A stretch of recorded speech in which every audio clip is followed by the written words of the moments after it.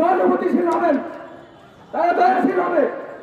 কিন্তু আমরা দেখতে পাচ্ছি শুধু পাহাড় নয়, সমতলেও আজকে আন্দোলন অনন্ত বিকাশ জামাই পরে আদিবাসী শিক্ষার্থীরা স্লোগানরত অবস্থায় সেখানে সমাবেশ করার সিদ্ধান্ত গ্রহণ করে। উক্ত সমাবেশে শুরু হতে না হতে মৌলবাদী সন্ত্রাসীরা মোহাম্মদ ইয়াকুব মজুমদার, আব্দুল মালেক মধ্যে পড়তে হয়। ঠিক সেভাবে আমার মনে হয় যখন কোনো আমার বাংলা ভাই বোনেরা তারা যখন ইংরেজি ভাষায় তাদের মত প্রকাশ করতে যায়, তাদেরও সেম অনুভূতিটাই হয়, তারাও হয়তো আমাদের অনুভূতিটা তখন বুঝতে পারে।